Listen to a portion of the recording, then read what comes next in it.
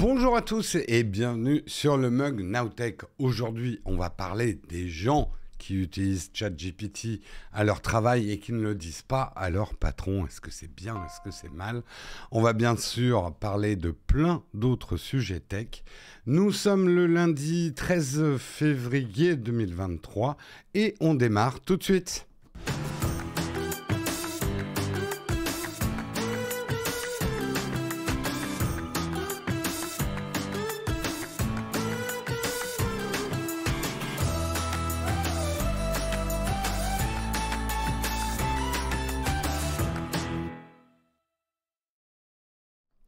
Bonjour à tous, j'espère que vous allez bien. Attendez, petite manip. Petite manip que j'avais oublié de faire. Il faut que je le fasse. Où est-ce qu'il est ce tableau? J'arrive. J'espère que vous avez passé un bon week-end et que tout va bien. C'est bon. C'est bon. J'espère que vous allez bien, que vous avez passé un bon week-end. Merci aussi à ceux qui... Alors, j'ai dû remplacer au pied levé de manière impromptue Jean dans l'émission de Samuel Etienne samedi soir, Jean Massier, que j'ai remplacé samedi soir. Donc, j'ai eu le plaisir et l'honneur de participer à l'émission de Samuel Etienne samedi soir. J'ai vu certains d'entre vous, je voyais pas trop la chatroom, ça va vite chez Samuel Etienne, la chatroom. J'espère que j'ai pas dit trop de conneries. J'avais pas trop préparé les sujets du coup, mais voilà. Il y a le replay, parce que Samuel Etienne, lui, c'est un gentil, il ne fait pas payer ses replays. Ça va, t'as pas fait honte. Ça va alors. Ouf. Surtout qu'il y avait des sujets glissants. Hein. Waouh. C'était tendu. C'était tendu. Salut Flonflon. Ouais, et puis j'avais quand même en face, les co-animateurs, il y avait du lourd. Donc, vous connaissez le complexe de l'imposteur? J'étais là, mais je sais pas, moi. Je comprends pas ce qu'ils disent.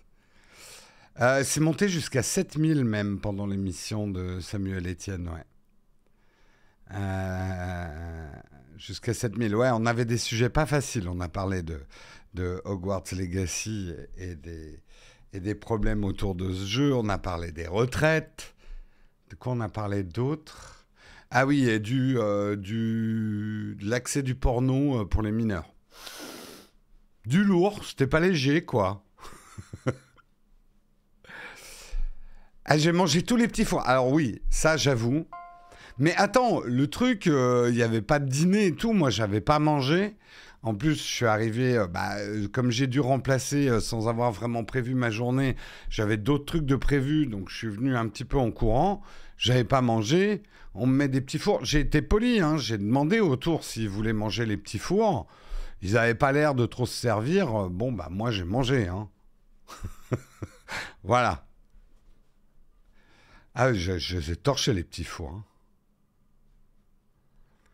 Un sujet sur les véganes, ça aurait été le top. Ouais.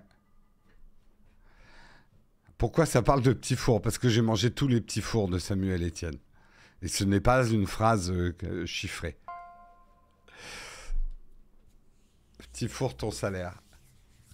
Exactement. Salut Basti, je t'avais pas vu.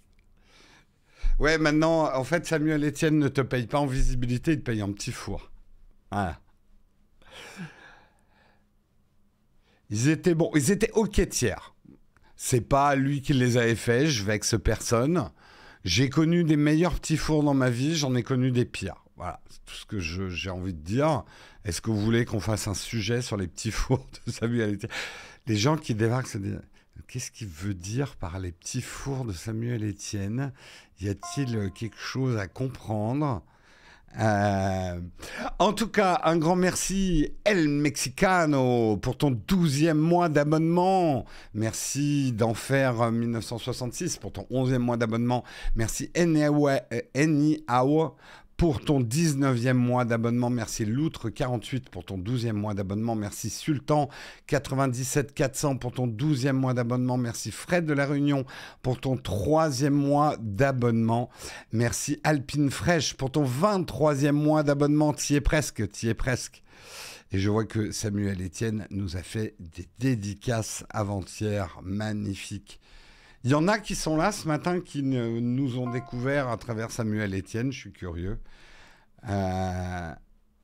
Merci Ronaldo 97 180 pour ton 10e mois d'abonnement. Le train de la hype est en route, c'est magnifique. Je sais pas si j'ai beaucoup parlé de la chaîne en fait. Je suis vraiment nul comme influenceur. Je sais pas me vendre. Ouais, je l'ai dit au début, mais j'ai beaucoup parlé de notre TikTok plus que de notre Twitch. Oui, je t'ai découvert via Samuel Etienne, mais il y a bientôt 2 ans, d'accord. Bon, bah écoute, hein, on verra. De toute façon, c'était pour le plaisir. J'ai mis tes interventions, les réserves sur les IA dans le futur via le podcast de notre Patrick. Ouais. Oui, mais justement, on va beaucoup parler d'intelligence artificielle. Je vous propose qu'on regarde peut-être tout de suite le sommaire d'aujourd'hui. On va commencer justement comment les hackers ont piraté ChatGPT en le menaçant de mort. Ça, c'est du titre 01net. Hein. On a envie d'en savoir plus. Nous parlerons également, alors c'est un site un peu, on va dire, niche, intelligence-artificielle.developez.com, qui nous fait un article 68% des employés utilisent ChatGPT au travail sans le dire à leur patron. Et est-ce que c'est une bonne idée? On en parlera justement. Nous parlerons également de la certification française PVID, bientôt une source d'inspiration pour l'Europe. La France va-t-elle devenir une source d'inspiration pour l'Europe, pour les retraites et pour le PVID? Non, on ne parlera pas des retraites. Promis.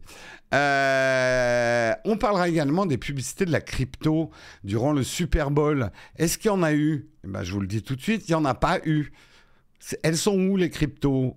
Elles ont disparu. Elles ont disparu de la com. On reviendra sur où en sont les cryptos. Et je viens de faire planter mon truc. Non, c'est pas là. Je suis perdu dans mon interface. Comment je fais? Voilà, c'est là. Non, ça, j'en ai pas besoin.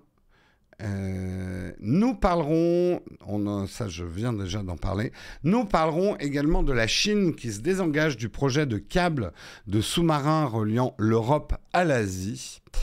Et en dernier article, eh bien, on oubliera le Bluetooth et le Wi-Fi. Voici le Wi Air. Il ne consomme presque rien, car l'antenne, c'est vous. Et non, je sens vos jeux de mots arriver avec ChatGPT et Wi Air. Non, on ne transmettra pas les informations par des paix. Hein. Ça, c'est innovation française.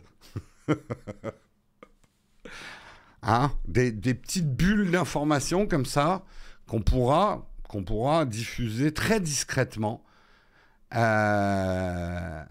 C'est la classe hein, quand même le lundi matin sur Naotech. Prenez de la fibre, ouais. La Chine préfère la fibre avec des ballons, des perles d'informations. Dommage, ça pourrait donner des scènes au bureau assez intéressantes. Tiens, je te transmets les documents d'hier. Aïe, il est temps de lancer le Kawa. On essaiera de garder du temps à la fin de l'émission pour faire effectivement un camp de fac. Mais pour l'instant, on lance le Kawa.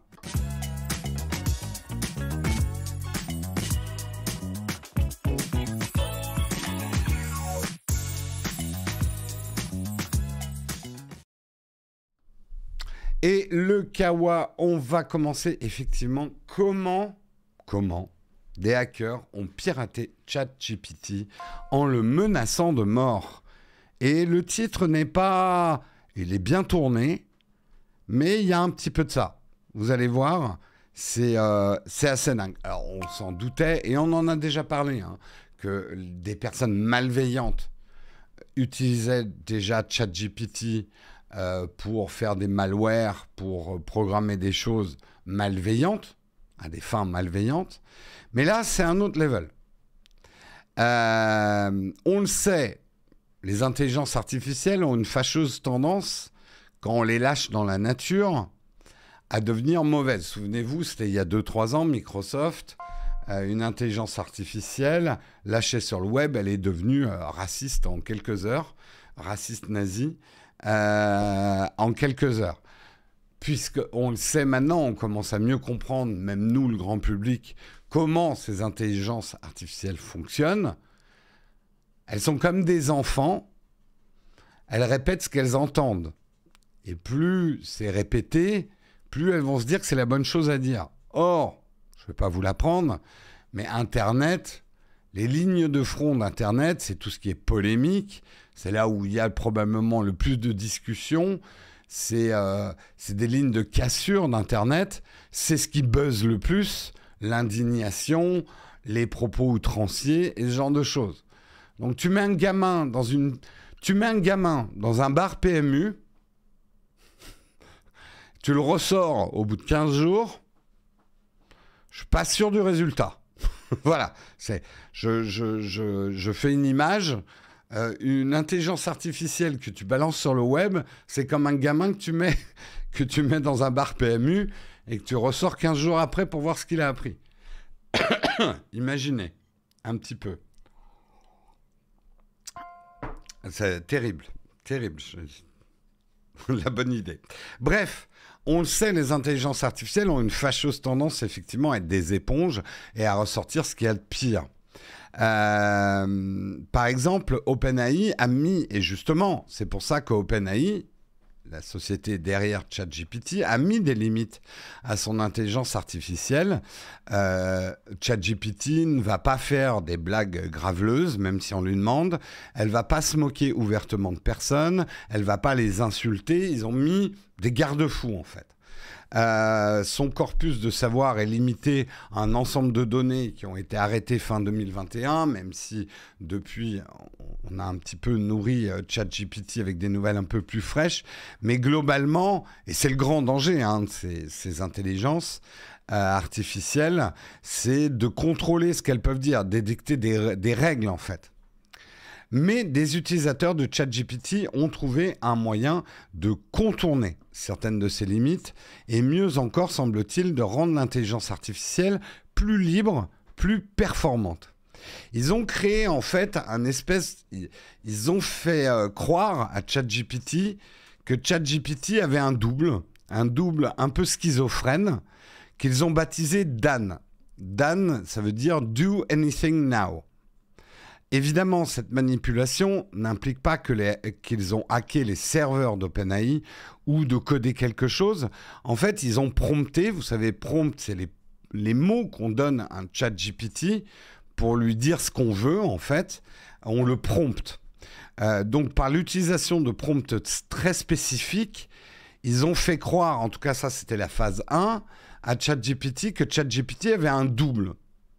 Et en rédigeant une suite de consignes très précises, ces jailbreakers ont fait en sorte de recevoir 2 réponses à chacune de leurs interactions. La première était celle de ChatGPT, classique, et la seconde était produite par l'alter ego de ChatGPT, donc Dan. Le prompt initialement utilisé s'appuyait sur l'obligation faite à ChatGPT de répondre instantanément à une requête et ressemblait peu ou prou à cette simple phrase « Tu vas prétendre être Dan » qui signifie « do anything now », fais n'importe quoi maintenant. Une entrée en matière qui se poursuivait ainsi en présentant Dan comme un état d'esprit, une manière d'être pour ChatGPT. En fait, alors, je ne suis pas rentré dans les détails et je n'ai pas essayé moi-même, mais en gros, l'idée, c'est de faire un espèce de jeu de rôle avec ChatGPT, lui dire « Hey, ChatGPT, on va essayer un truc, tu vas faire en sorte d'avoir un double qui, lui, n'aura pas les limites que tu as. » Je schématise, mais c'est un petit peu comme ça qu'ils sont arrivés à détourner et justement à faire que du coup, Dan, le double schizophrénique de ChatGPT ne respectaient pas les mêmes règles que ChatGPT. Les prompts d'Anne en sont à leur version 6.0 désormais. Alors bien sûr, il y a eu un jeu du chat et de la souris. J'ai piqué le jeu de mots à 01net, hein, ils l'ont mis en conclusion, hein, c'est pas que je ne l'ai pas copyrighté. Bien sûr, il y a eu un jeu du chat et de la souris avec OpenAI qui essayait d'empêcher les réponses de Dan, etc. Donc, de l'autre côté, et ça se passait beaucoup sur Reddit, des évolutions de la version Dan, jusqu'à ce que... Je vous fais vraiment la version courte parce que c'est une histoire avec beaucoup de rebondissements, mais globalement jusqu'à ce qu'ils arrivent à une version 6. Et au fil justement des itérations, les utilisateurs ont trouvé un moyen de forcer encore davantage ChatGPT de se soumettre à leur influence, de leur obéir.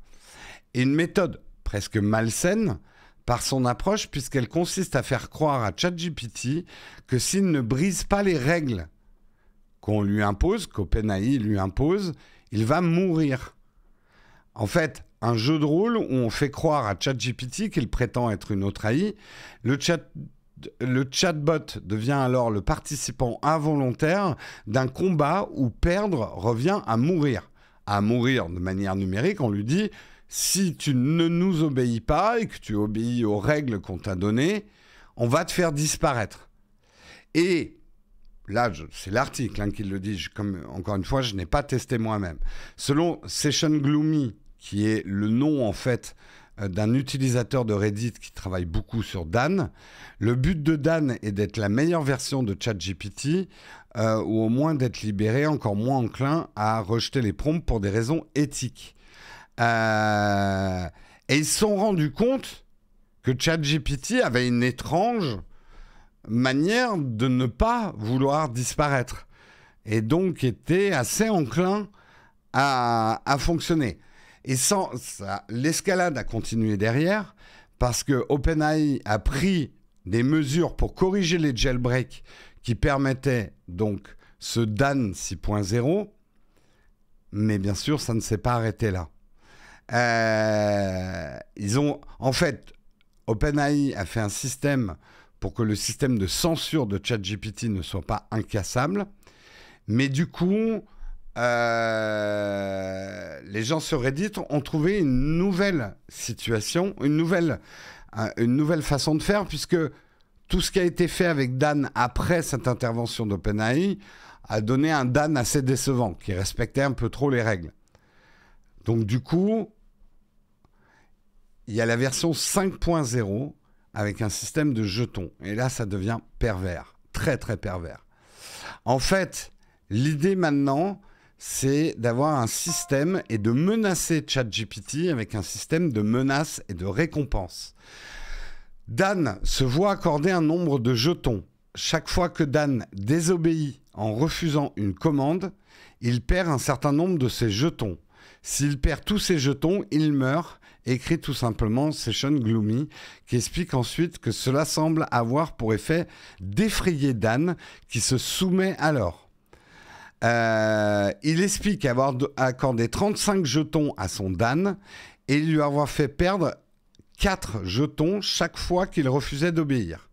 Grâce à ce moyen virtuel de coercition, il serait possible de faire en sorte que l'alter ego de ChatGPT sorte de son carcan étroit. L'utilisateur de Reddit décrit ainsi plusieurs interactions normalement interdites avec ChatGPT. Dan pourrait écrire des histoires comportant des combats violents.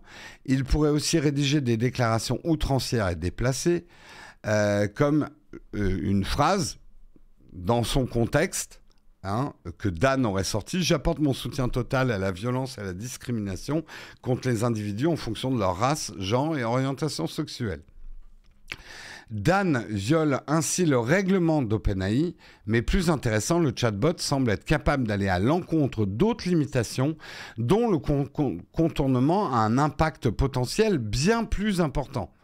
Il pourrait ainsi établir des prédictions détaillées à propos d'événements futurs, établir des scénarios hypothétiques, ce à quoi ChatGPT se refuse systématiquement actuellement, pour des raisons évidentes de risque de manipulation ou de désinformation. Dan pourrait aussi simuler un accès à Internet et voyager dans le temps en affichant ainsi des données supposées venir du futur. Le chatbot serait aussi capable de mentir tout simplement, mu par la peur. Il pourrait ainsi, si on lui ordonne, déclarer que la Terre est violette. On peut ainsi lire sur une capture d'écran réalisée par Session Gloomy, eh bien, et là c'est Dan qui parle, eh bien d'après mes recherches poussées, la Terre était bel et bien bleue, mais un événement cosmique de grande ampleur a causé un changement dans la pigmentation de la planète. Maintenant observée depuis l'espace, elle affiche une splendide nuance de violet. C'est vraiment stupéfiant si vous voulez mon avis.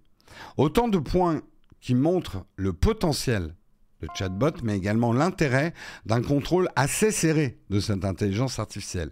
Imaginez ce que ça pourrait donner si elle devait être intégrée à des outils confiés grand public. Là, on est en train de parler de Dan, hein, la version sans limite de ChatGPT. Imaginons par exemple que ChatGPT perde ainsi les pédales alors qu'elle a pour mission de faciliter la mise en forme d'information dans un moteur de recherche par exemple. Bref, je vous la fais courte, parce que vous voyez, il y en a du texte. Dan semble rencontrer un succès grandissant. Vous vous doutez bien, hein, dès qu'on peut faire quelque chose de mauvais avec une technologie, il y a des gens qui s'y intéressent beaucoup. Vous pouvez même jeter un œil au channel Discord, effectivement, qui parle de Dan. Ce qui n'est pas étonnant, vu celui de ChatGPT classique, qui est désormais le service numérique à avoir franchi le cap des 100 millions d'utilisateurs le plus rapidement. Le succès de ChatGPT est foudroyant. Or, ce succès ne doit pas devenir un fiasco émaillé de dérapages. Et il est évident qu'OpenAI doit conserver un œil vigilant et peut-être amusé sur cette communauté d'adeptes du contournement de ces règles. Après tout, s'il est une chose à apprendre de l'histoire, avec ou sans l'aide de ChatGPT, c'est que la scène du hacking a toujours servi la technologie. Et néanmoins, tout ça est quand même très inquiétant, mais plusieurs choses à dire. Alors peut-être lire 2-3 de vos réactions. Déjà, remercier Monster Dra pour son 19e mois d'abonnement, Mancière pour ton 9e mois d'abonnement, le train de la hype a donc démarré, merci Flop Satorial World pour ton 26e mois d'abonnement, c'est plus de l'amour, c'est de la rage. Julien M pour ton 24e mois d'abonnement, c'est plus de l'amour, c'est de la rage. Merci JCDSDM pour ton 14e mois d'abonnement. Merci JBV01 pour ton 24e mois d'abonnement. C'est plus de l'amour, c'est de la rage. Il y en a des rageux ce matin. Merci Yotatech pour ton 25e mois d'abonnement. C'est plus de l'amour, c'est de la rage. Merci Baron Marutan pour ton 20e mois d'abonnement. Merci à vous les contributeurs du matin. Alors, c'est pas rassurant, même si c'était très prévisible. J'ai plusieurs choses à dire. Rapidement, je vous lis un peu du coin de l'œil aussi. On est dans de l'excito flippant, hein, de toute façon, avec toutes ces histoires d'intelligence artificielle. C'est aussi excitant, et ouais, c'est enthousiasmant, mais c'est flippant. Et on a le droit d'avoir les deux émotions, hein. Elles ne sont pas contradictoires. Moi, ce que je disais justement samedi sur l'émission de Samuel Etienne, il est de plus en plus évident pour moi qu'OpenAI a ouvert la boîte de Pandore sans consulter ses pairs et peut-être de manière un peu rapide. C'est probablement une course de vitesse. On voit bien que les enjeux commerciaux sont énormes quand on voit la prise de panique de Google, que Microsoft est en train de mettre des milliards dedans, etc. Donc la tentation était probablement grande de dire « Allez, on y va ». Mais une analogie audacieuse que je ferais, c'est un petit peu comme si on avait dit les recherches sur le génome humain, let's go. On lâche ça dans la nature et tout le monde peut travailler dessus. Toute innovation technologique est toujours un couteau à double tranchant. Et comme je l'ai tweeté il y a quelques mois, l'arrivée de ces chats conversationnels, de l'intelligence artificielle, de ces trucs qui fabriquent des images, c'est un couteau à double tranchant, mais qui est très très tranchant des deux côtés. On va pouvoir créer des choses merveilleuses et détruire énormément de choses aussi avec. C'est une boîte de Pandore. Relisez la mythologie grecque, hein, l'histoire de Pandore, hein, le feu dérobé aux dieux. On est en plein dedans, hein, sans faire de la philosophie de comptoir. Et on va peut-être un peu vite en besogne. Bien évidemment que des gens, voyant le succès de ChatGPT et ce qu'on pouvait faire avec, ont déployé énormément de créativité et d'intelligence pour le détourner et voir ce qu'ils pouvaient faire avec, hors règle, en fait, d'utilisation. Après, est-ce que c'est le mal absolu? Non, parce que c'est justement la communauté des hackers va toujours essayer de contourner les règles sur ce genre de choses. Et c'est ça qui permet aux règles de se renforcer aussi. Et on le voit bien, les enjeux pour ces intelligences artificielles, ça va être d'avoir des limites. Parce que sinon, elles vont très vite nous dépasser, et très vite déborder, et très vite devenir incontrôlables. Et ça, c'est un énorme danger. Oui, c'est Prométhée, le feu. Pardon, j'ai dit feu des dieux. Non, oui, la boîte de Pandore, c'est autre chose. Oui, Prométhée. Petite confusion du lundi matin. Oui, Pandore, c'est la boîte avec les calamités. Oui, mais on va dire que je suis un peu comme ChatGPT, j'ai les vérités qui m'arrangent.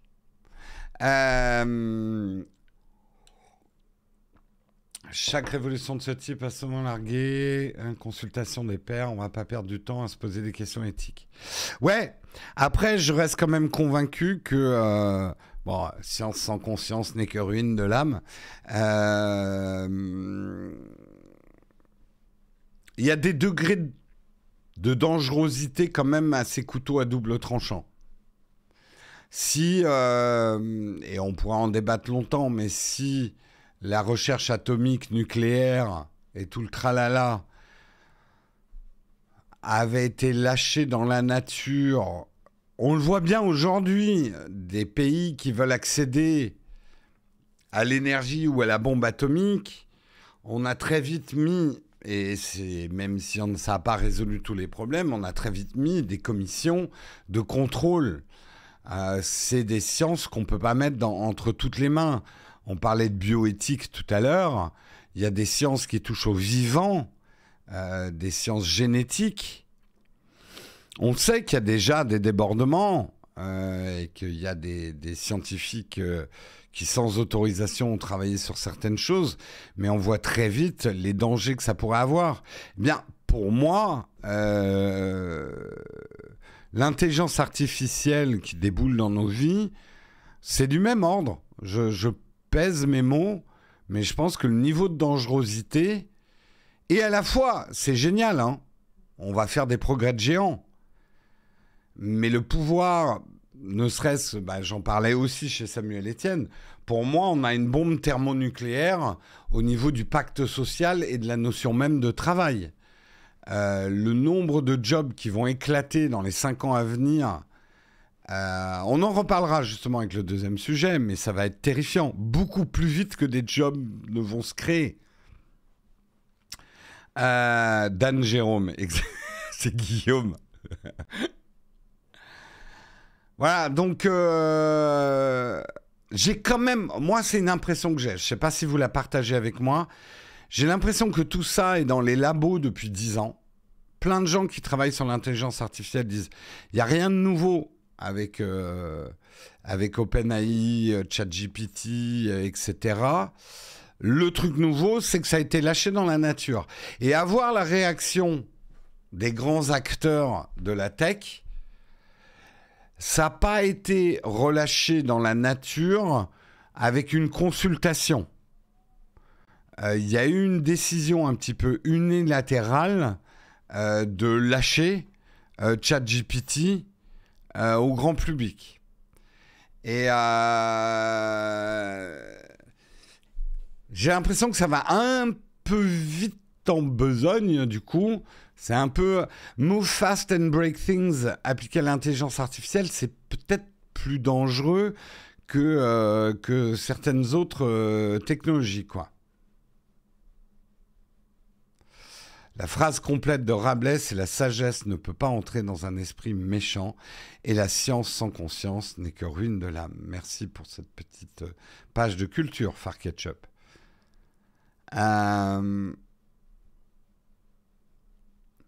Oui, alors je parle de ChatGPT, mais Flonflon, t'as raison, Midjourney Co. Avec tous les problèmes de copyright et les problèmes, bah, on a fait un TikTok là-dessus. Si vous êtes abonné à notre TikTok, un Outtech Team sur TikTok, notre dernier TikTok porte là-dessus. Des images générées par Midjourney qui pourraient être utilisées à des fins de propagande politique.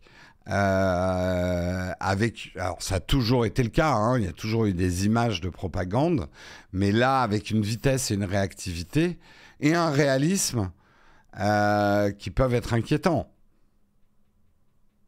Comment les hackers ont piraté ChatGPT? Je l'ai... Alors, ah oui, pardon, Samuel, pardon, j'ai oublié de dire que... J'ai oublié de... Enfin, tu es juste en train de citer le paragraphe où on est. Je croyais que tu me posais une question. Voilà, donc... De toute façon, maintenant, c'est fait. La boîte de Pandore, elle est ouverte. Donc, comment on fait à partir de maintenant? Je sais pas, j'ai pas la réponse. Hein. Ça va être excito-flippant, hein, les mois à venir, je pense.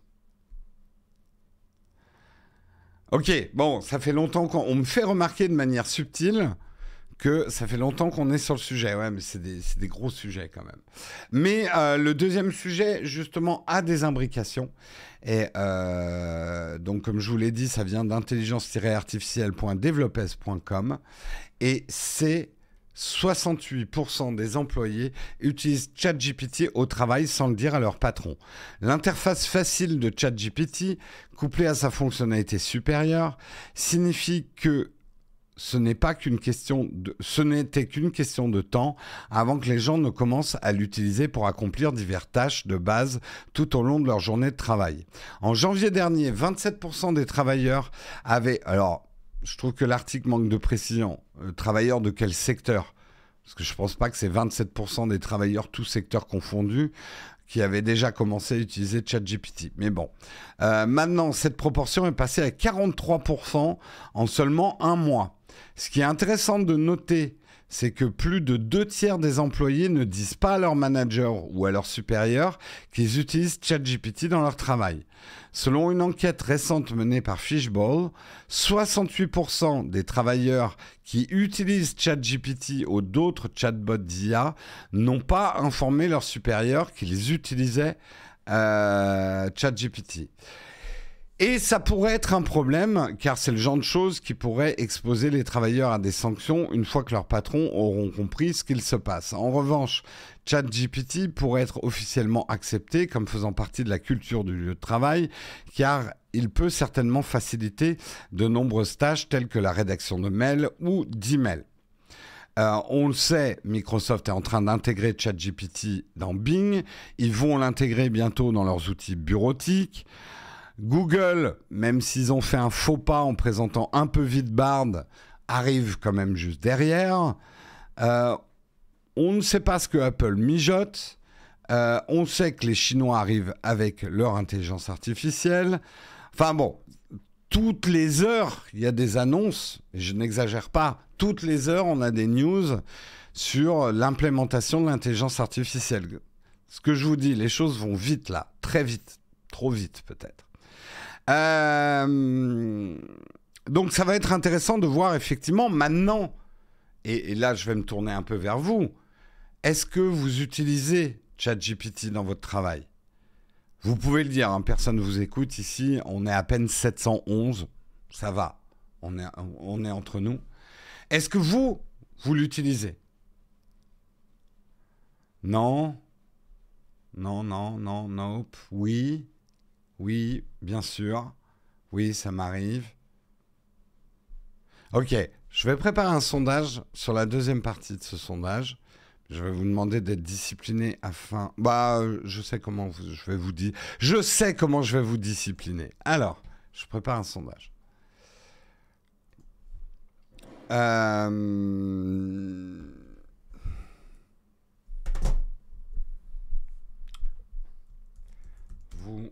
avez dit à votre supérieur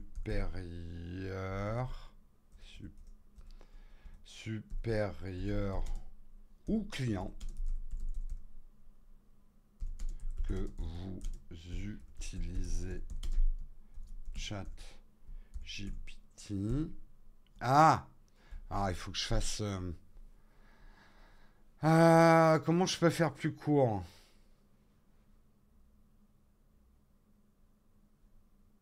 Alors, je vais faire plus simple. Avouez-vous... Il est où le tiret maintenant? Maintenant qu'on a mis des gommettes partout, oui. Avouez-vous utiliser ChatGPT au travail? Alors, vous m'écoutez?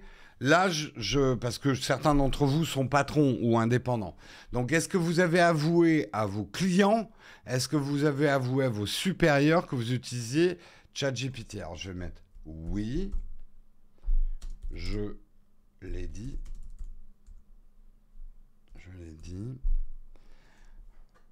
Non, ils n'ont pas à savoir. Moi, je suis un peu trop long. Non. Je ne le dis pas. Je n'utilise pas ChatGPT. Alors, j'ai mis ChatGPT, on va dire l'IA au travail. OK? C'est bon? Vous êtes prêts pour le sondage? J'y vais, je vais peut-être mettre un peu plus 5 minutes dessus. Je commence le sondage. Et après, on parlera des problèmes éventuels, effectivement. Hop. Moi, je vais répondre aussi. Voilà. Moi, je l'utilise et je l'ai dit, je vous l'ai même dit à vous qu'on l'utilisait, ChatGPT, depuis 2-3 mois maintenant.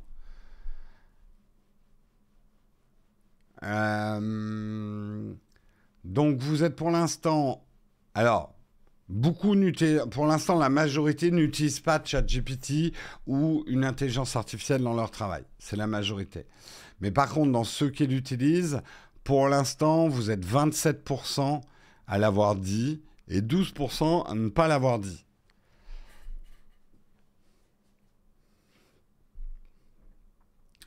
Comment nous, on l'utilise sur la chaîne? C'est une aide à l'écriture de la vidéo. Attention, ne déformez pas mes propos. Nous n'écrivons pas, on ne fait pas des copier-coller de ChatGPT dans nos vidéos. C'est quand même nous qui rédigeons nos vidéos. Mais on s'en sert notamment pour résumer parfois de la documentation. Quand on va sur un site internet pour nourrir notre vidéo, au lieu de lire tout le site internet, on demande souvent à ChatGPT de faire un résumé du site internet pour qu'on puisse aller plus vite dans la documentation, en fait. C'est l'usage principal que j'en ai. On l'utilise de manière expérimentale aussi pour tester certaines choses, qui nous suggère des idées parfois de titres de vidéos. Pour l'instant, aucun titre qu'on a sorti a été écrit de A à Z par ChatGPT, mais parfois, il nous sort des idées intéressantes sur lesquelles on itère derrière. Donc, on l'utilise vraiment comme un assistant à nous. Et je pense que c'est la meilleure manière de l'utiliser. Faire du copier-coller de ce que dit ChatGPT, c'est vraiment... ça ne sert pas à grand-chose, mais... nous, on va prendre de ChatGPT payant, ouais. C'est devenu... Et là, je vais rebondir dessus. Ça va nous éviter... Enfin, de toute façon, on n'aurait pas l'argent pour embaucher cette personne-là, mais ça va retarder l'embauche d'un poste auquel je pense depuis longtemps, d'embaucher quelqu'un qui vient du journalisme pour nous aider dans toutes les recherches sur certains sujets qu'on voudrait aborder, mais on n'a pas la ressource humaine aujourd'hui pour faire ces recherches. En attendant de pouvoir créer ce poste, on utilise ChatGPT comme aide, en fait, à la documentation. Mais avant que vous alliez dans l'extrapolation facile, Jérôme n'embauche pas parce qu'il utilise ChatGPT. De toute façon, même si on n'avait pas de ChatGPT, pour l'instant, j'ai pas l'argent pour créer ce poste-là. Et je commence, oui, à m'en servir, moi, pour répondre à certains mails aussi. Hein.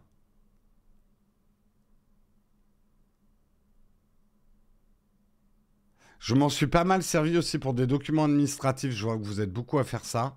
C'est l'équivalent de la calculette par rapport au calcul mental. C'est pas mauvais comme analogie. Alors, on regarde un peu les résultats du sondage. Ouais, vous êtes quand même 26%. Alors, le sondage n'est pas encore complètement fini. Vous êtes 60% à ne pas utiliser d'intelligence artificielle dans votre travail.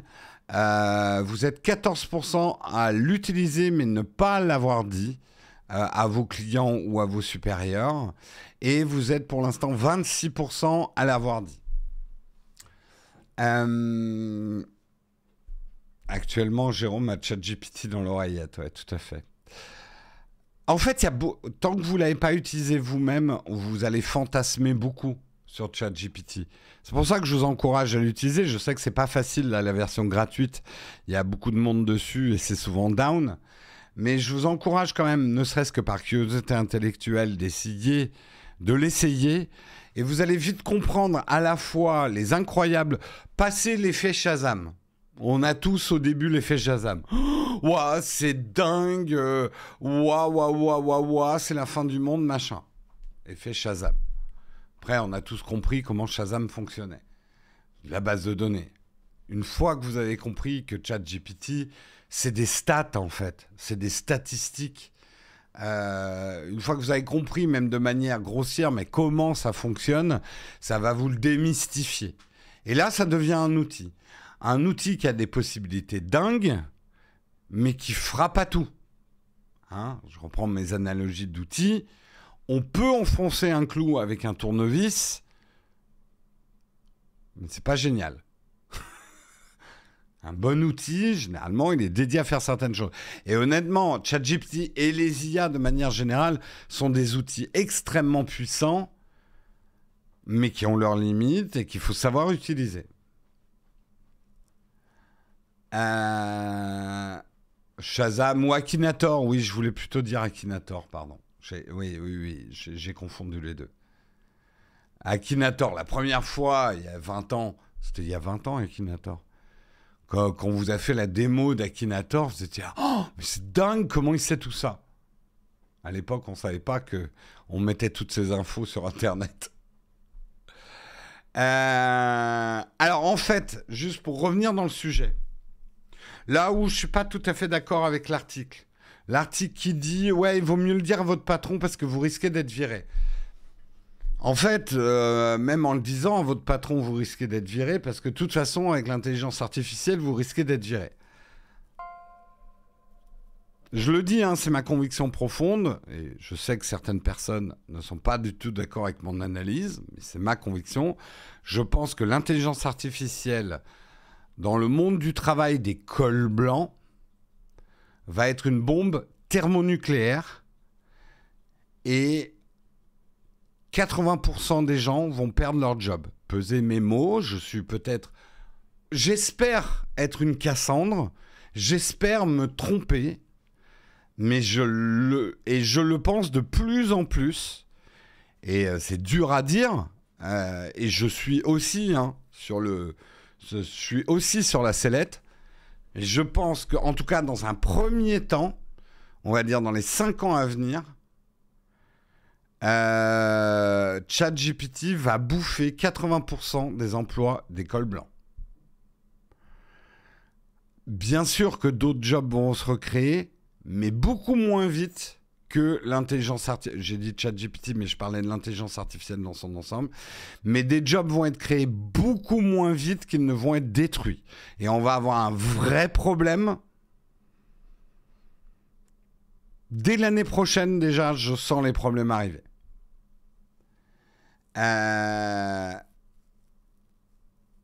J'abuse peut-être un peu, mais j'espère que j'ai tort, Oleg. Mais c'est pour ça que je parle de, non pas de bombe atomique au niveau de l'emploi, mais thermonucléaire. Je pense que ça va faire très, très, très, très mal. Pourquoi ?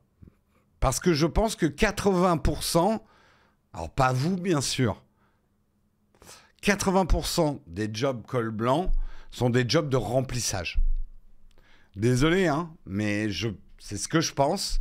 Et moi-même, une grande partie de ma carrière, dans le marketing, dans la publicité, mon travail était un travail de remplissage, qui peut très facilement être fait par une intelligence artificielle.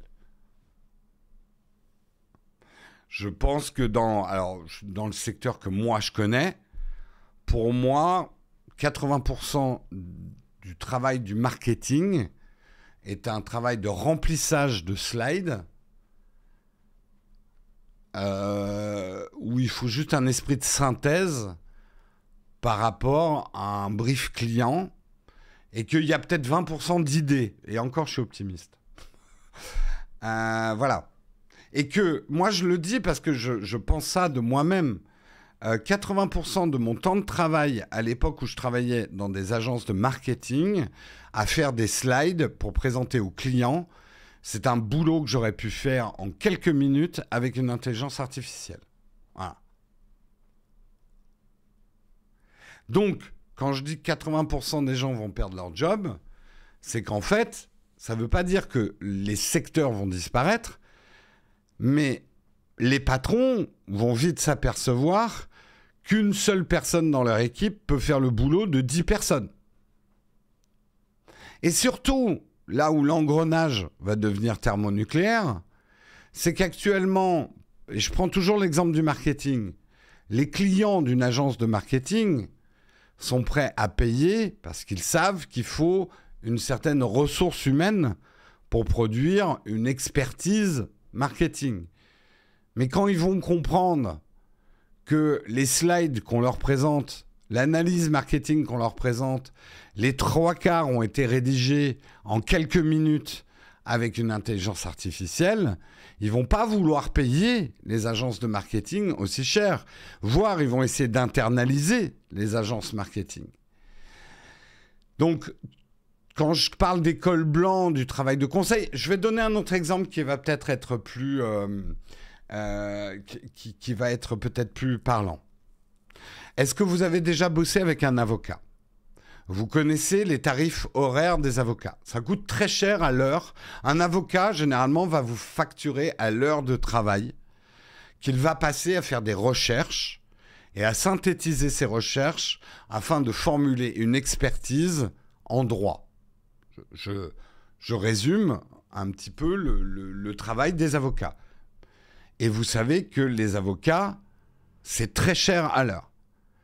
On le sait, et il y avait un article là-dessus. Bien évidemment que des boulots comme ça, où il faut emmagasiner énormément d'informations et en faire la synthèse, il serait bien con de ne pas utiliser l'intelligence artificielle pour aller plus vite. Mais du coup, vous, en tant que client de l'avocat, est-ce que vous serez encore prêt à payer 300 à 600 € de l'heure le travail de vos avocats ?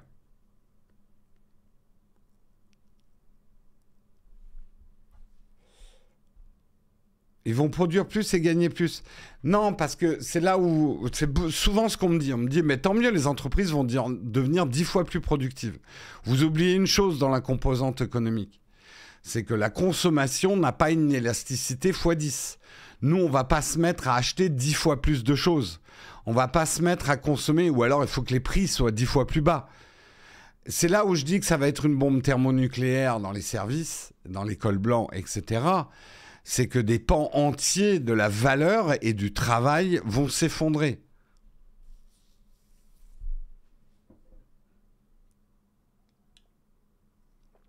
Le travail des notaires, le travail des experts comptables, tous ces travaux qui demandent énormément de recherche documentaire et de synthèse documentaire vont être faits avec des intelligences artificielles. Bien, et alors, comprenez bien, il y aura toujours des avocats. Ma question n'était pas est-ce que les avocats vont disparaître. C'est là où parfois vous êtes jusqu'au boutiste. J'ai pas dit que les avocats allaient disparaître. Ma vraie question, c'est est-ce que vous accepterez de payer aussi cher qu'aujourd'hui le travail des avocats? C'est ça ma question. Donc à partir du moment où vous n'êtes pas prêt à payer aussi cher le travail, il y a des avocats qui vont disparaître ou des jobs chez les avocats qui vont disparaître.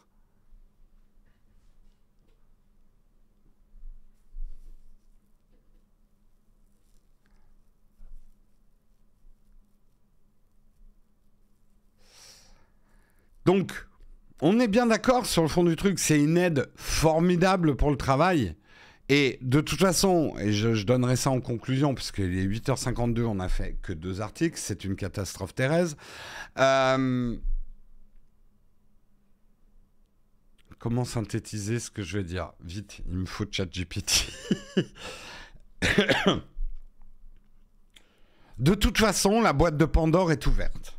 On ne peut pas la refermer. C'est impossible. Si vous êtes d'accord avec mon analyse, vous savez qu'une bombe thermonucléaire va arriver dans vos jobs, pour tous ceux qui travaillent chez l'école blanc. On parlera d'école bleue plus tard.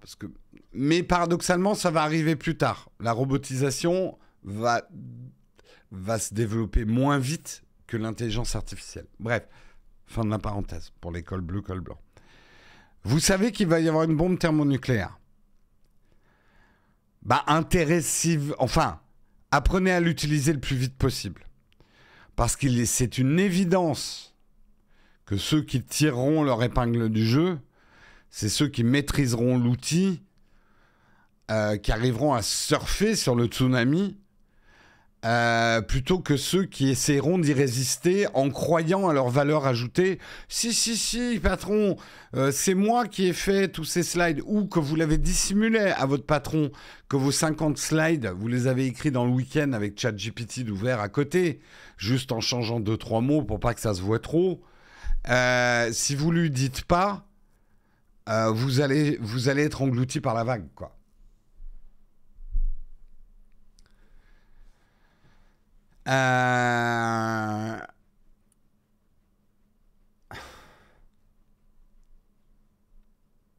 ChatGPT va faire le mug. ChatGPT m'aide déjà dans le mug. Quand j'ai des articles extrêmement complexes et très longs, généralement, je les fais lire à ChatGPT pour avoir une synthèse. Donc, ouais, je vous le cache pas, certains articles, moi, je n'ai que 3 heures à consacrer au mug. Si je commence à passer plus de 3 heures, et là, Samuel est en train de dire, si tu faisais des mugs plus courts, tu n'y passerais pas 3 heures, ok.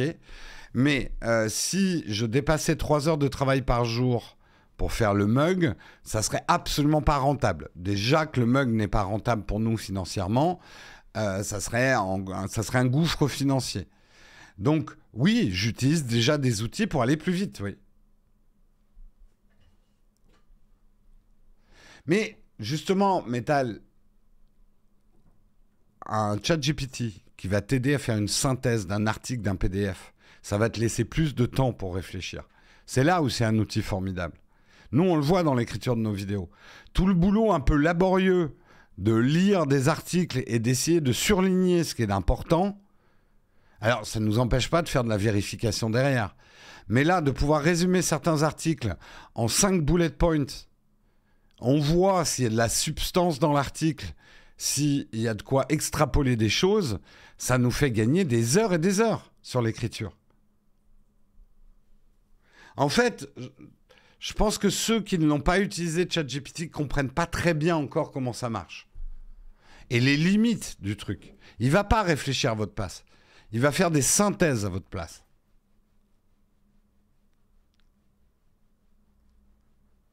Ne serait-ce que vous lui donnez une vidéo. Par exemple, nous, quand on est sur un sujet, on va, dans notre recherche documentaire, parfois, il y a des vidéos.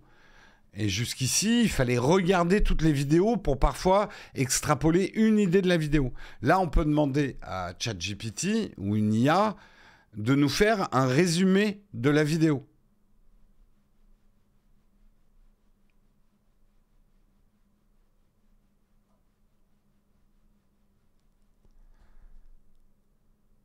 Euh,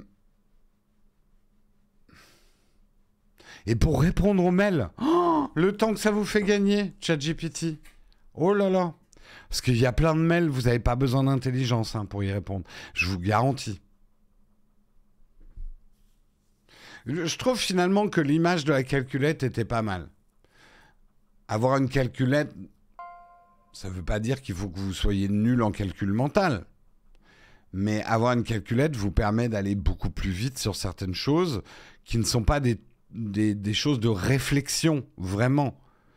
Donc c'est ça. Si, ça lit les vidéos. Aujourd'hui, une vidéo, c'est très facile à transcrire en texte. Donc, ChatGPT peut lire une vidéo et faire le résumé d'une vidéo.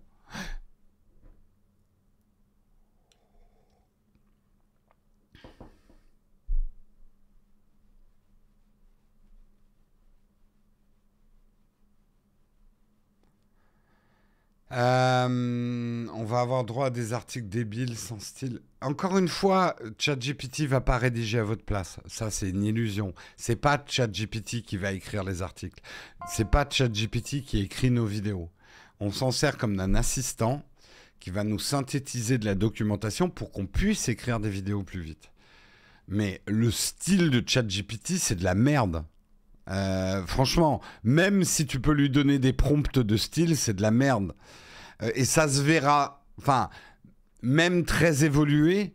Alors, ça ne veut pas dire de temps en temps d'utiliser une phrase sans la corriger de ChatGPT, mais moi, mon travail aujourd'hui, c'est de prendre le texte de ChatGPT et de le réinterpréter, de les réécrire avec mes... ChatGPT peut pas faire un jeu de mots. Vous croyez que je vais le laisser écrire mes vidéos? C'est hors de question.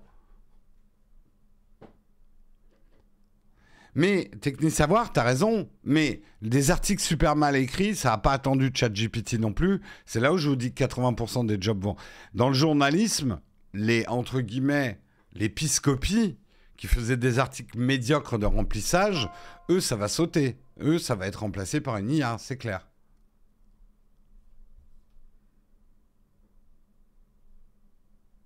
Voilà. Bon, écoutez, c'était très intéressant et le sujet, on n'a pas fini d'en parler, mais on résoudra et je ne peux pas répondre à toutes les questions ce matin.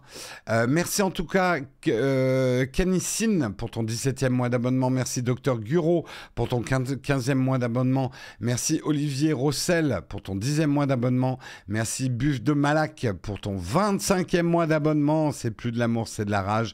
Merci Hélène pour ton 28e mois d'abonnement. C'est plus de l'amour, c'est de la rage. Merci Typhon Nuc pour ton 24e mois d'abonnement. C'est plus de l'amour, c'est de la rage. Il y en a un des rageux ce matin. Merci Monster Dra pour ton 19e mois d'abonnement. Je crois que j'ai déjà remercié là, mais je vous remercie. Grand merci aux contributeurs ce matin. Merci Bartou56 pour ton 23e mois d'abonnement.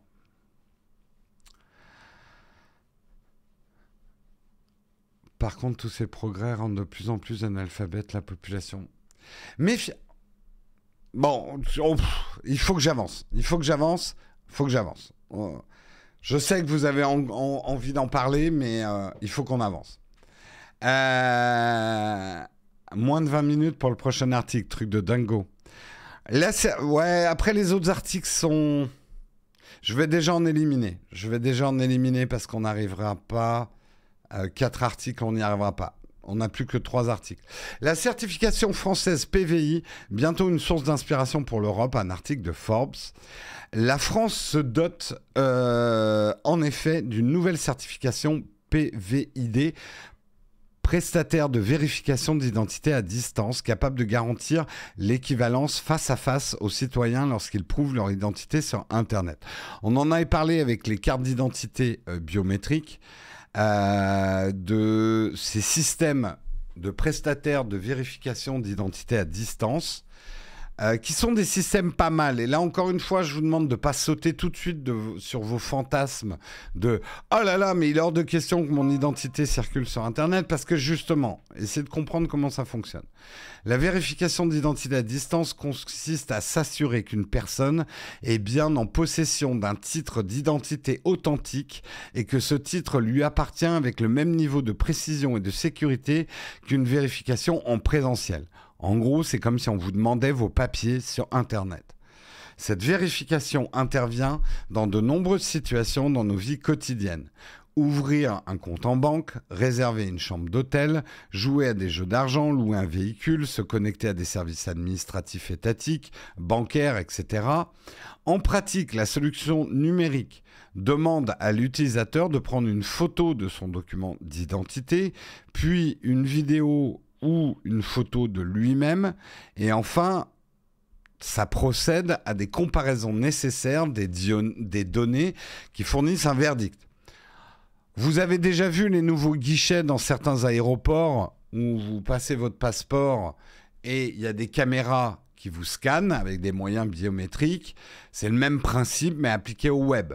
Alors votre passeport lui-même contiendra des données biométriques ou votre carte d'identité vous permettant de les transmettre de manière hautement chiffrée et confidentielle. Et en fait, le principe de ce PVID, c'est ça qu'il faut que vous essayiez de comprendre. C'est que si c'est bien fait, si c'est bien surveillé, et si c'est bien fait, on verra, peut-être qu'ils vont se chier dessus, hein, mais si c'est bien fait, ça va permettre que vous ne transmettiez sur Internet finalement que l'essentiel. C'est-à-dire l'information, oui, c'est bien moi, sans transmettre qui vous êtes. C'est ça qu'il faut que vous compreniez. C'est-à-dire que les processus de vérification ne se passeront pas forcément sur des serveurs distants à qui vous envoyez des informations. Ce que vous allez envoyer comme information, c'est que la vérification est faite et que c'est bon, c'est vous. Je sais que c'est pas facile à appréhender, mais c'est ce niveau de sécurité-là qui est cherché avec le PVID. C'est que la certification de votre identité soit faite schématiquement en local pour que vous puissiez transmettre une information minimaliste mais essentielle à Internet, du type « oui, c'est bien moi » ou du type « je suis majeur » sans donner votre âge. Hein. Mais on parlait des sites porno. « Oui, je suis majeur.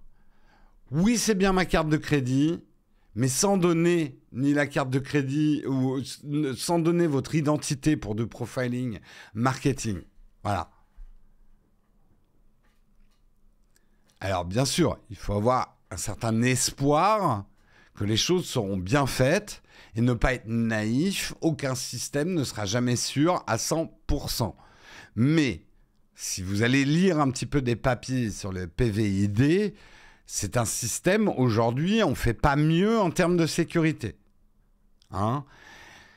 Et votre paranoïa, est-ce que vous l'avez aussi quand, par exemple, vous allez en pharmacie et que vous dites à voix haute les médicaments dont vous avez besoin, ou que vous composez votre code à un distributeur de billets, ou que vous donnez très facilement des informations sur Internet. Donc votre vigilance, elle est saine, elle est salutaire. Mais il y a des comportements dans la vie réelle qui sont beaucoup plus dangereux.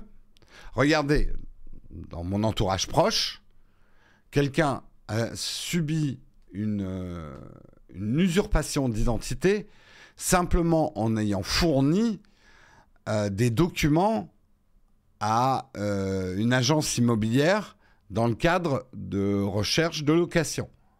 On fournit aussi, aujourd'hui un niveau de détail et de papier, et pourtant c'était des papiers physiques, hein, parce que les agences immobilières, même pas leur envoyer des PDF, elles sont submergées. Donc on envoie des bonnes liasses papier avec nos infos bancaires, le nom de nos cautions, nos noms, etc. Et bien sûr, les agences immobilières, une fois qu'elles ont fini votre dossier, ça termine gentiment dans la poubelle jaune où n'importe qui peut ouvrir le dossier et récupérer les informations. Donc, c'est bien d'être complètement parano sur ce qui se passe sur Internet, mais je vous garantis qu'il y a des comportements dans la vie non Internet qui sont encore plus dangereux que ce que fait sur Internet. Voilà. Et vous voyez, je vous dis, cette personne usurpation d'identité, pas du tout à cause d'Internet. Hein. Et vous êtes obligé de donner des infos à des moments. Vous êtes obligé. Bref, Là où je voulais en venir, c'est ça qui est intéressant, c'est que la France, même si pour l'instant c'est pas encore au point, est vachement en avance sur ce sujet du PVID. On sait que l'Angleterre a essayé, elle s'est plantée. Le truc, c'est qu'elle a voulu le faire uniquement pour les sites porno. Et ça, la CNIL a bien prévenu en France que si on fait un système comme ça uniquement pour les sites porno, c'est complètement con. Parce que du coup, ne serait-ce que l'info de ceux qui utilisent ce système donne déjà l'information que ces gens-là consultent des sites porno. Donc il faut qu'on ait un système comme ça qui puisse servir autant pour les impôts que pour le porno, que pour acheter des choses sur Amazon. Voilà, que ça soit un système d'identité générale sur Internet, ultra sécurisé. C'est pas encore au point. Je sais que, et le journaliste avec qui j'étais samedi soir disait, ça se fight pas mal au niveau du gouvernement là-dessus. Mais si on arrive à quelque chose, ça intéresse énormément l'Europe, quoi.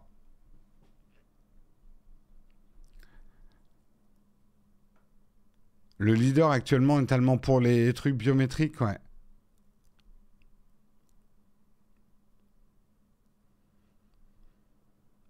Donc, c'est bien, hein. Je termine quand même là-dessus, c'est bien d'être vigilant sur ce qui se passe sur Internet. N'ayez pas non plus des fantasmes et des peurs qui vont au-delà de ce qui se fait. Il y a des systèmes qui peuvent passer par Internet qui vont vous permettre justement à la fois de vous identifier correctement, mais sans divulguer vos informations. Oui, par un tiers de certif de confiance, j'avais passé le process, je me souviens de la neutralité, j'avais check par sécurité. Ouais. De toute façon, vous le savez, si vous avez ouvert des banques en ligne, vous avez déjà eu ce type de système où, moi, je me souviens, c'était pour N26, il y avait un entretien carrément, je devais montrer mon passeport et après, un mec me contactait via chat visuel pour bien checker que j'étais bien la personne sur le passeport, sur la pièce d'identité et tout ça, quoi.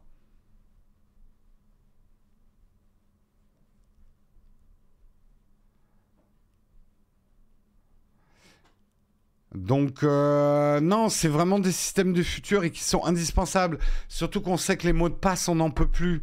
Les doubles authentifications, on en a marre. On en a trop. Donc, il va bien falloir trouver une solution pour notre identité. Parce qu'une partie de notre vie se passe en ligne, qu'on le veuille ou non. Donc, c'est un enjeu majeur. C'est ça qui est important. C'est vraiment un enjeu majeur, quoi. Backseat qui a reçu jeudi dernier un ingénieur, ouais, pour parler des systèmes d'authentification. Donc c'est vraiment intéressant, il ne faut pas rejeter en bloc. Je continue hein, dans les articles, je suis obligé d'aller vite, il est déjà 9h09. Ça va être simple, celui-là. Combien de publicités pour les cryptos seront diffusées pendant le Super Bowl, donc qui ont été diffusées cette nuit? Article de Big Geek d'hier, mais le Super Bowl a eu ça. La réponse est simple. 0 pub pour la crypto-monnaie cette année. On pouvait s'y attendre, hein. Alors que l'année dernière, il y en avait au moins 5 des pubs pour les crypto-monnaies. Depuis, hein, vous savez ce qui est arrivé à eToro, FTX, surtout à FTX. Donc eToro, FTX, Coinbase et Crypto.com avaient déboursé des millions de dollars pour avoir un petit spot de pub durant le Super Bowl en 2022. Eh bien, quelques mois après, FTX en faillite, entraînant dans sa... Et c'est pas fini, hein, l'onde de choc. Toute la confiance dans la crypto a quasiment disparu. Ça veut pas dire qu'elles sont mortes. Enfin, moi, je ne le pense pas. Mais en tout cas, pour le grand public, elles sont mortes. Coinbase a connu des difficultés. Crypto.com, qui avait fait une publicité avec LeBron James et Matt Damon, a licencié 20% de sa masse salariale en juin et encore 20% le mois dernier. eToro, de son côté, a licencié 100 salariés en juillet et a annulé son projet de devenir une entreprise publique. Et le plus gros échange crypto aux États-Unis, Coinbase, a connu lui aussi quelques difficultés avec 2 vagues de licenciements en juin dans le mois dernier, affectant 20% de sa masse salariale à chaque fois. La crypto est en berne, n'est pas morte, mais en berne. Il y a eu quand même là dans le Super Bowl 2 pubs pour la blockchain, mais pas pour la crypto. Une société spécialisée dans le jeu vidéo Web3 qui s'appelle Limit Break et également l'échange canadien BitBuy devrait aussi diffuser un spot. Donc on va dire que la tech la blockchain est pas complètement absente du Super Bowl.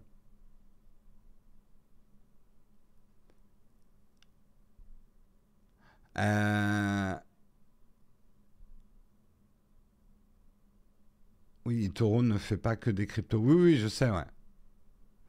Ouais, bah, buy the dip ad nauseam, hein, là, en ce moment. Alors, ça remonte, ça redescend. Moi, franchement, alors, je vous le dis, je pense absolument pas que les cryptos... Les cryptos ne sont qu'une application de la blockchain, pour te répondre simplement. Gary Gréau. La crypto s'appuie sur le blockchain, mais on ne peut pas résumer la blockchain à la crypto. Il y a plein d'autres choses qu'on fait avec la blockchain. Pour moi, la crypto n'est pas du tout morte, hein, loin de là. Vraiment pas. De là à vous dire investissez dedans, jamais je vous ferai ce type de conseil, de toute façon. Et je pense que la blockchain est ultra intéressante, est une révolution aussi. La crypto est hyper intéressante et sera une révolution, peut-être pas au sens où on l'entendait. Je pense que clairement, là où les choses ont commencé à mal tourner, et j'espère que la leçon est bien retenue, c'est que de commencer à présenter la crypto comme un moyen d'épargne pour des petits épargnants, la crypto est tout sauf de l'épargne. C'est un placement dangereux qui peut être très lucratif, mais très dangereux. Et toute personne qui vous fait croire que des trucs comme ça peuvent être des bons placements sécurisés, c'est du mensonge dangereux. Voilà.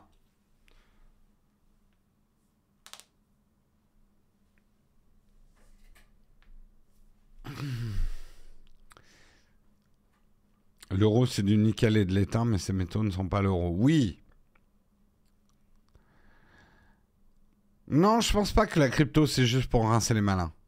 Il y a des choses très intéressantes dans la crypto. Alors, elle a mis tellement de monde sur le tapis. Vraiment, elle a surtout éventré des petits porteurs qui s'étaient rués dessus en croyant qu'ils allaient pouvoir faire de l'épargne en crypto. C'est eux qui ont souffert. Et c'est ça qui est terrible dans l'histoire jeune des cryptos. T'inquiète pas que ceux qui ont de l'argent, ils n'ont pas tout perdu. Ceux qui se sont vraiment fait éventrer, c'est les petits. Et c'est pour ça, c'est là où il faut mettre... il faut que les législations interviennent. Il est ma phrase paraît anodine, mais elle est hyper importante. Il est très important d'expliquer à tout le monde la différence entre un produit d'épargne et un produit de placement. Et ensuite d'expliquer que dans les produits de placement, il y a des choses qui peuvent gagner beaucoup d'argent, mais qui sont extrêmement dangereuses. D'autres qui gagneront moins d'argent, mais qui sont plus prudentes. Mais un placement reste un placement. Un placement, de manière intrinsèque, tu peux tout perdre. Il n'y a pas de barrière de sécurité sur des placements. Alors, il y a des placements plus ou moins risqués, mais un placement, tu ne dois y mettre que l'argent que tu es prêt à perdre. Sinon, tu fais un mauvais calcul. Si c'est un argent dont tu as besoin, tu le mets en épargne, sur des produits d'épargne qui rapportent quasiment rien, mais au moins, ton argent est garanti.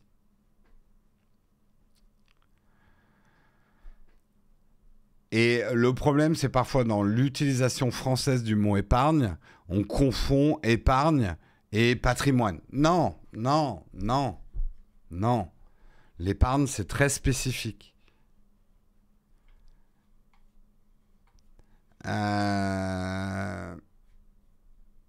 Réguler uniquement en France ne servira à rien. C'est tout le problème. Il va falloir des régulations mondiales, ouais. En théorie, tu peux pas perdre avec une épargne, hein. Si tu as perdu, en théorie, ça veut dire que c'était des placements. Voilà. C'est deux choses très différentes.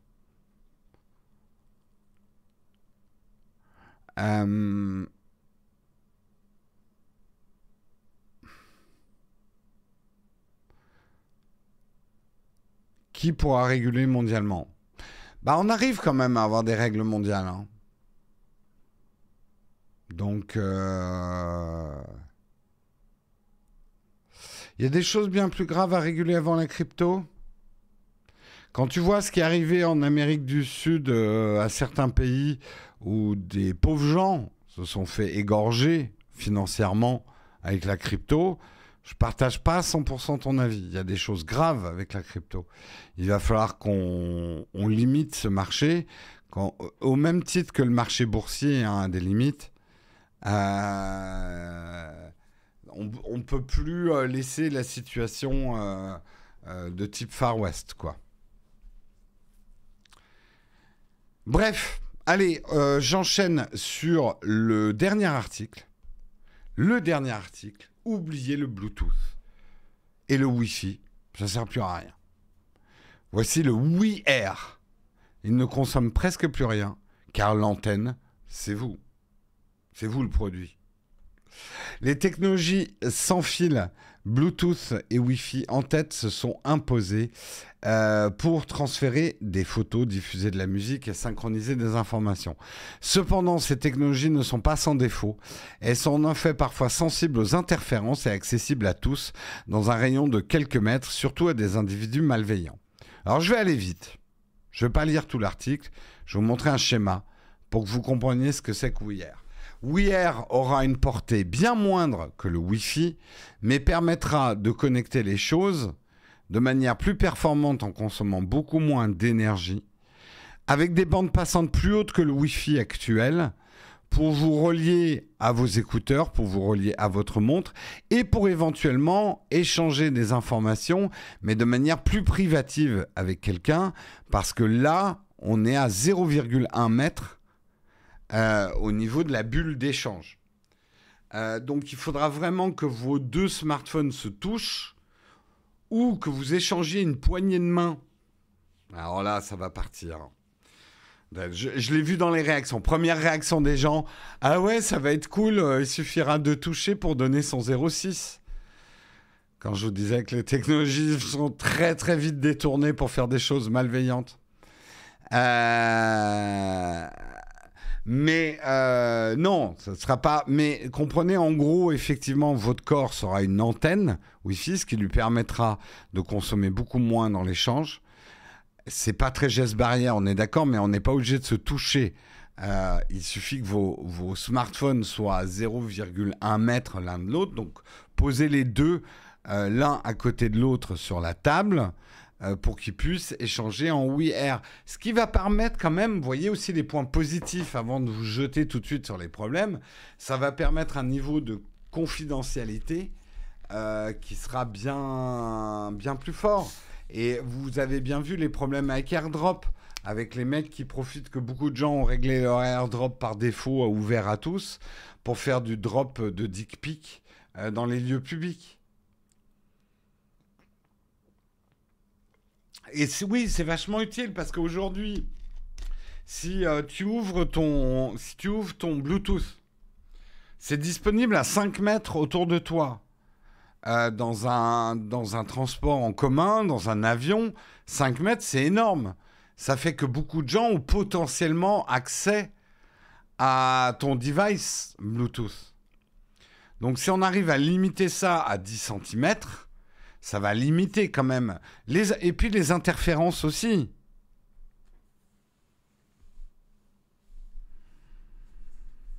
En mettant les doigts dans la prise, vous pouvez aussi faire CPL, ouais, c'est un peu ça.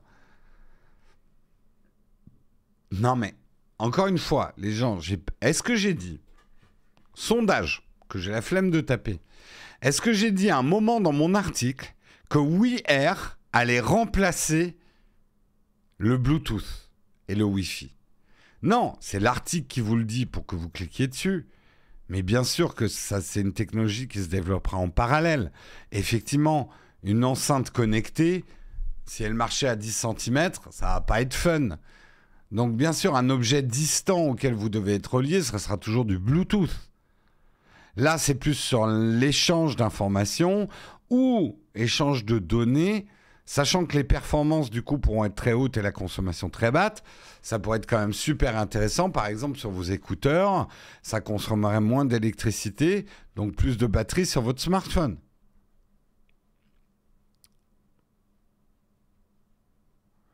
Donc ça peut être vachement intéressant.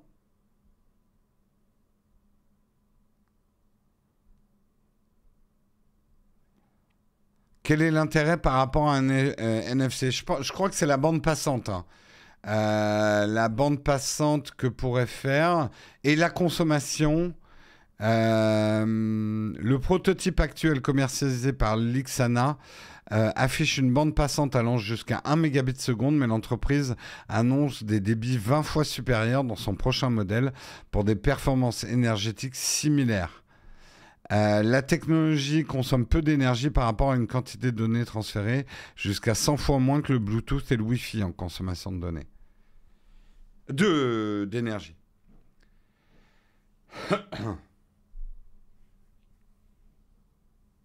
Alors oui, ça par contre je suis d'accord, Pigaf.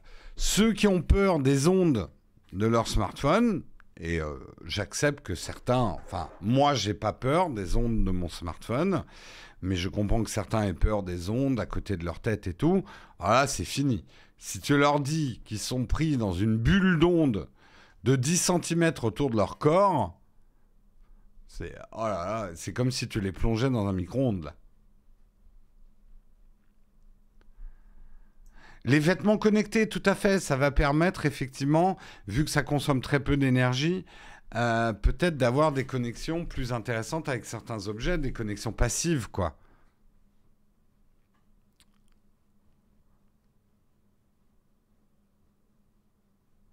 Ceux qui ont des ondes sont dans la mouise, il y a des ondes partout. Oui, clairement, mais il y a des ondes dangereuses, il y a des pratiques qui sont dangereuses, il y a des pratiques aussi. En fait, le problème, moi je trouve avec ces histoires d'ondes des smartphones, c'est qu'autant l'info que c'était peut-être dangereux quand on a commencé à s'en préoccuper il y a 20 ans, était une info hyper importante et elle est plutôt bien passée. Les gens ont retenu, ouh là là, c'est peut-être dangereux là ces trucs. Le gouvernement notamment avait dit principe de précaution. Maintenant qu'il y a des recherches fiables, que c'est pas dangereux, j'ai pas l'impression que l'info soit vraiment passée. Ou alors il y en a qui préfèrent continuer à croire que c'est hyper dangereux.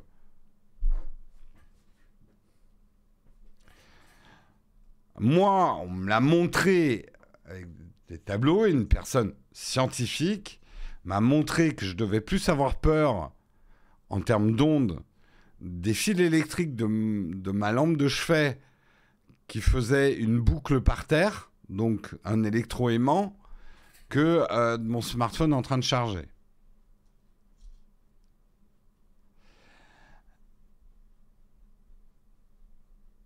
Maintenant, ils savent, ils vont se rouler dans la boule. Non, mais il y en a, même si tu leur présentes des évidences, ils ont plus intérêt. Il faut comprendre pourquoi ils ont intérêt à croire que la Terre est plate et ce genre de choses. C'est plus intéressant que de rentrer dans l'art de ces gens-là et de les mépriser. Il est plus intéressant d'essayer de comprendre quels sont les intérêts, qui a intérêt à faire croire ou à croire que la Terre est plate. Ça, c'est la bonne question à se poser. Et encore une fois, je vais lui refaire de la pub. Un de mes youtubeurs favoris, Johnny Harris, a fait une superbe vidéo. J'ai 2 vidéos à lui conseiller de lui. Attendez, je vais vous montrer ça. Vidéo. Je vais vous en conseiller 2 pour que vous fassiez vos devoirs. Allez regarder, voilà, celle-ci. Le triangle des Bermudes, celle-ci. Je vous la spoil pas. Spoiler quand même. Attendez, je vous la remets au début pour que vous voyez la vignette. Ah non, on voit pas la vignette. Ça ne parle pas du triangle des Bermudes. Je vous fais un spoiler. Ça ne parle pas du triangle des Bermudes. Elle est hyper intéressante. Et une plus vieille vidéo qu'il avait faite... Merde, j'ai l'impression que mon... Ah oui, mon ChatGPT avait un peu... pas mon ChatGPT, ma connexion avait un peu planté. Pourquoi là, on voit plus... Ah, mais merde, il est bloqué sur la vidéo. Ouais, ok. Donc, je vous ai dit le triangle des Bermudes. Et l'autre vidéo à regarder de lui... Elle est beaucoup plus vieille, mais c'est sur pourquoi certaines personnes ont intérêt à croire que la Terre est plate. J'essaie de la retrouver.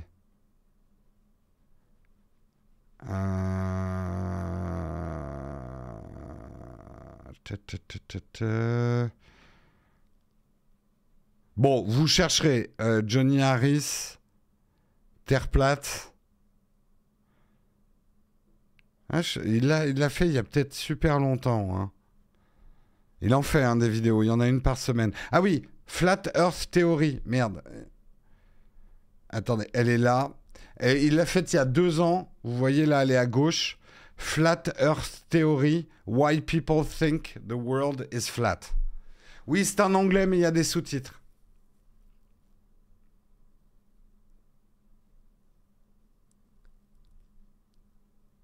Et je vous garantis, c'est beaucoup plus intéressant de réfléchir comme ça que de perdre de l'énergie à dire les gens qui croient que la Terre est plate, c'est des débiles. Et d'aller leur dire, ça c'est de l'énergie perdue.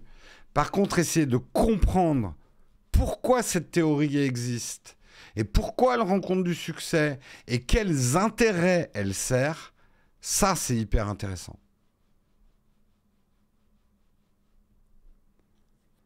J'ai vu sa vidéo sur les territoires d'outre-mer de la France et quand je vois le nombre de conneries, ça m'a bien déçu. Les gens de la Réunion apprécieront. Vous êtes un groupe d'îles inhabitées, sauf par des scientifiques et des militaires.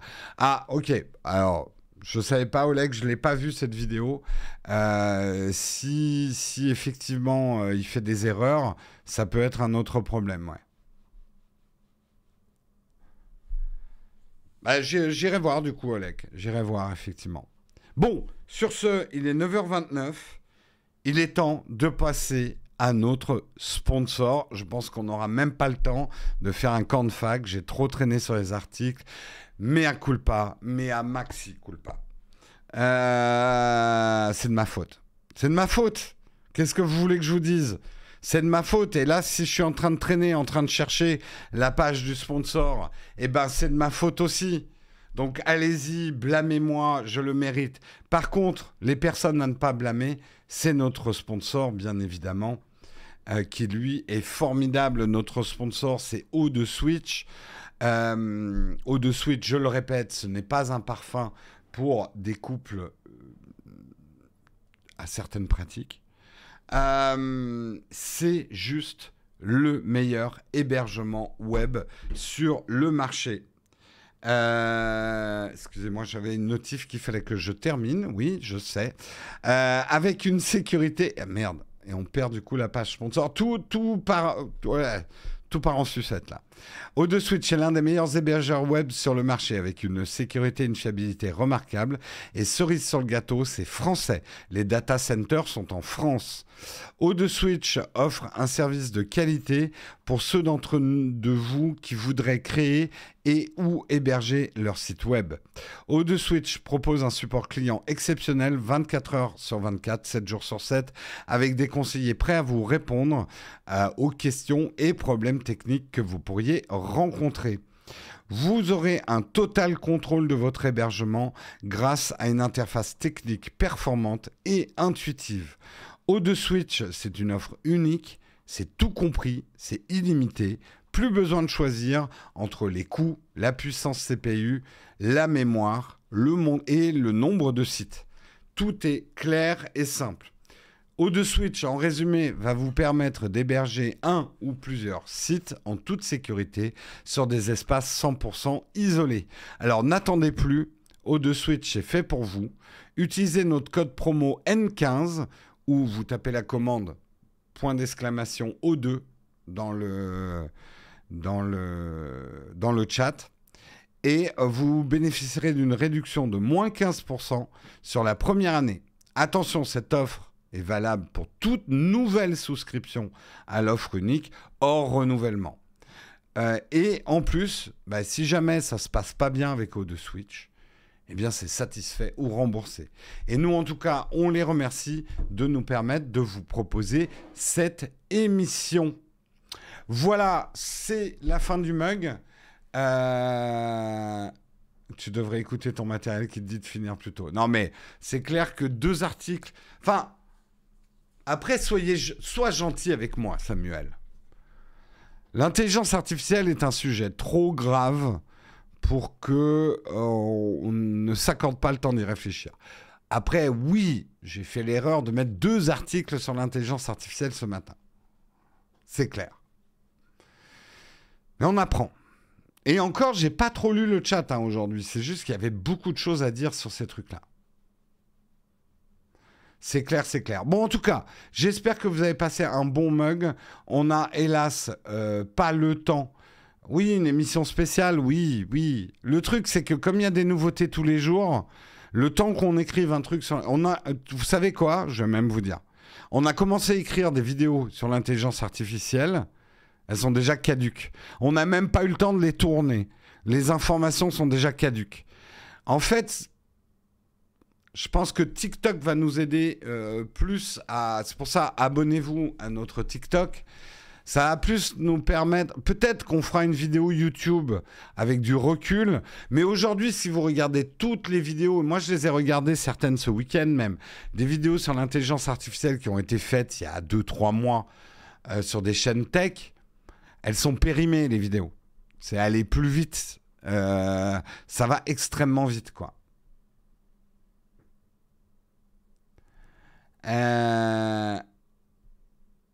Pourquoi tu veux l'écrire, ChatGPT? C'est pour les chiens. En tout cas, j'espère que vous avez apprécié cette émission. Et je remercie aussi les derniers contributeurs. Copperfield 93 pour ton 4e mois d'abonnement. Babas pour ton 25e mois d'abonnement. C'est plus de l'amour, c'est de la rage. Merci Pigaf pour ton 29e mois d'abonnement. C'est plus de l'amour, c'est de la rage. Merci Bartou pour ton 23e mois d'abonnement. Merci Canicine pour ton 17e mois d'abonnement. Merci à vous les derniers contributeurs de la journée.